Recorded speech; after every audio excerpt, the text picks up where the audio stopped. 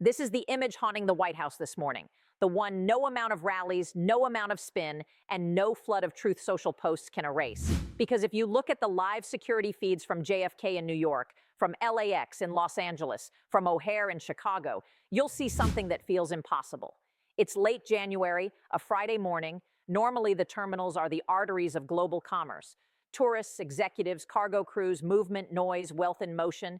And today they look abandoned. Ghost airports, silent departure boards, empty gates, like the country has been quietly unplugged from the world while nobody was watching. At 6 a.m. Eastern Time, something unprecedented became real. A global grassroots movement, born as a meme on European TikTok, amplified through Asia overnight, has officially landed on American soil, and it has evolved into something far more dangerous than protest. They're calling it the Great American Boycott. Not a sanction, not a treaty, not diplomacy, but consumer warfare. Instant, terrifyingly fast, and designed to bypass every rulebook Washington relies on. Because in the last 24 hours alone, international travel bookings into the United States have collapsed. European dock workers in Rotterdam and Hamburg are refusing to unload American cargo, and Chinese consumers are live streaming themselves throwing iPhones into the trash, while Wall Street watches Apple and Tesla bleed in pre-market, not from a policy memo, but from a wave of public disgust moving at the speed of culture. Sources inside the West Wing say President Donald Trump is terrified, and not in the theatrical way he performs anger for cameras, but in the quiet way a man panics when he realizes the levers he understands don't work anymore, because Trump doesn't just govern a country, he governs a brand. And America's power has always rested on one idea: that the world envies us, that the United States is the center of aspiration.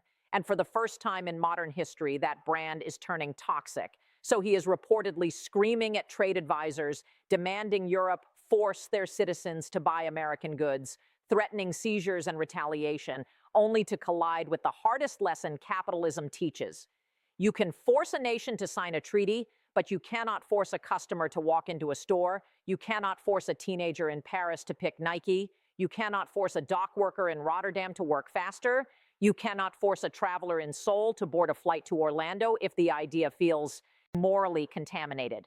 Tonight, in this deep dive finale to our week of crisis coverage, we're going to break down the mechanics of this boycott and why it spread like fire. We're going to expose the secret Zoom call between the world's most powerful CEOs that quietly sealed Trump's fate. We're going to explain why he is suddenly trying to call the very leaders he insulted just 48 hours ago. And we're going to look at the BRICS option, the financial nuclear weapon that may already be moving into position.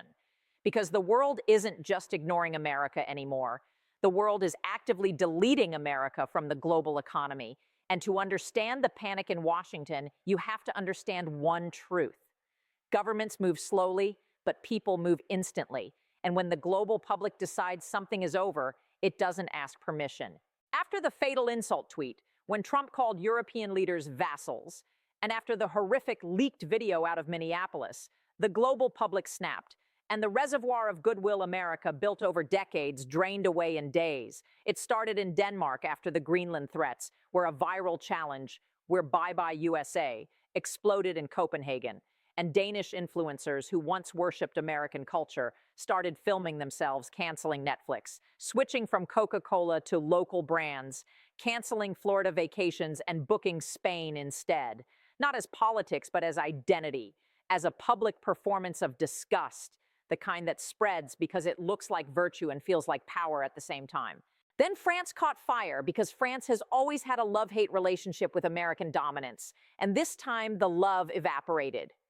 Cafes in Paris posted handwritten signs, "No American products served here," while videos flooded TikTok of people returning Levi's, discarding Nike, removing U.S. logos from their closets, and the hashtag Sans America surged across the Eurozone until it stopped being a trend and started being a reflex, a way to signal you're awake, you're informed, you're not complicit. Then it hit Asia, and when it hit Asia, it stopped being symbolic and became lethal. Because South Korea and Japan aren't just consumers, they are trend engines and supply chain nodes. Samsung stores in Seoul rolled out overnight trade-ins so aggressive they felt like a corporate evacuation plan. Switch to stability, switch to respect. And Japanese youth, who define what becomes normal across the region, began posting videos of burning flags not from religious hatred but cultural revulsion. Because this isn't just about policy, it's about disgust. And when disgust becomes fashionable, it becomes unstoppable. Because now buying an American product doesn't feel like shopping, it feels like taking a side. Wall Street analysts are already calling it a reputational black swan because America's cool factor, our soft power, the invisible asset worth more than oil or weapons, is what makes people choose our brands even when they're more expensive. And that asset is dying in public. Goldman issued an emergency note downgrading parts of the U.S. consumer sector, estimating that if the boycott holds, it doesn't just shave growth, it rewrites the year because this isn't a tariff you can negotiate away. It's a psychological exit. And once a brand becomes socially radioactive, recovery can take a decade, not a quarter. But the most dangerous layer of this boycott isn't the consumers. It's the labor unions, because consumers can change their minds, but organized labor can change the timeline of an entire economy. The International Transport Workers Federation, representing millions of transport workers, held an emergency vote, and the result wasn't a dramatic shutdown. It was something more strategic: constructive delays, inspections that take minutes turned into inspections that take days. Containers opened and counted and checked and rechecked. American soybeans sitting wet and rotting on Dutch docks. Machinery rusting in the salt air. Cars waiting in a line that never moves. And when supply chains stall, the story stops being foreign policy and becomes empty shelves inside your own home.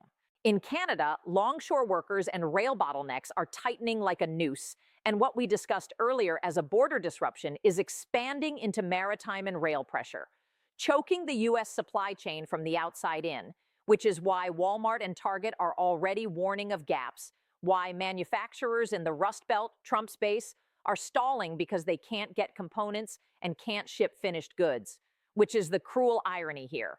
The boycott doesn't punish elites first. It punishes the working economy, the factory floor, the truck routes, the shelves, the things people notice immediately. Trump tried to threaten the dock workers publicly, calling them lazy and promising bans and seizures, but it's an empty threat because the United States imports a staggering amount of medical supplies and high-tech components, and if you start a ship war, you don't just hurt Europe, you starve yourself, and the unions know it, which means for the first time in Trump's presidency, he is facing an opponent that doesn't care about his insults, doesn't fear his tweets, and can apply pressure without ever appearing on a ballot.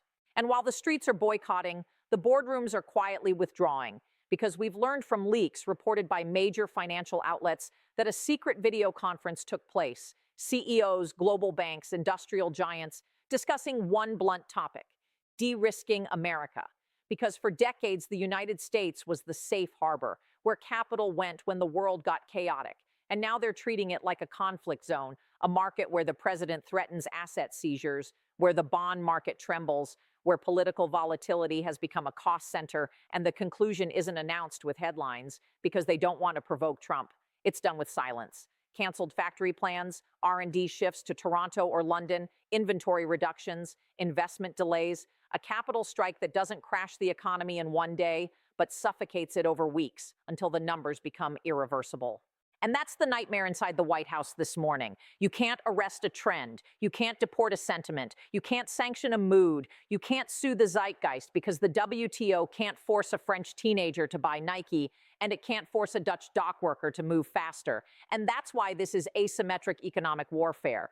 No treaty can stop it. No courtroom can reverse it. No press conference can detoxify a brand once the world has decided the brand is poison. Now the panic is spreading to the one sector Trump needs to keep the market breathing: big tech, because Europe's regulatory leverage, data transfers, digital access, anti-coercion tools, turns Silicon Valley into collateral if this escalates. And when your biggest companies lose access to a massive share of revenue overnight, the mood in boardrooms shifts from loyalty to survival, which is why the emergency meetings aren't about supporting Trump. They're about pressuring him, cornering him with a choice. Fix this or we bleed together. Back on Main Street, the fear is becoming physical because once people see the word blockade, they don't wait for economists to explain it. They rush to stores, and panic buying starts with toilet paper and medicine and ends with empty shelves and rage. And when Americans can't get what they want, insulin, electronics, car parts, they don't blame Rotterdam. They blame the president. And that's when a foreign policy crisis becomes a domestic legitimacy crisis. Because now even the apolitical consumer is dragged into the fallout, not because they care about Greenland, but because their normal life is suddenly fragile. And looming over all of it is the final existential threat that makes everything else feel small.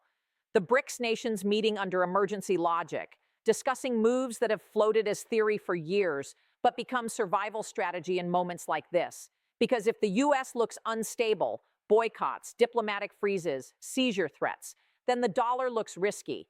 And if major commodity pricing or reserve behavior shifts away from the dollar, the consequences aren't abstract. The currency weakens, imports get more expensive, inflation bites harder, and the very tool America uses to finance its power, trust, starts to decay, which is why this isn't just a political embarrassment. It's the kind of reputational collapse that can cascade into financial reality. This week has changed everything. We started with a trade war, and we ended with the outline of a global quarantine, a world where made in USA stops meaning prestige and starts meaning volatility. And the deepest terror for Washington is the simplest sentence. The world has options now. The world can organize now. And in 2026, you can't rule by fear forever, because eventually fear turns into coordination, and coordination turns into exit. And when the exit begins, the only question left isn't whether the president can tweet his way out of it. It's whether the country can rebuild trust faster than the world can replace it.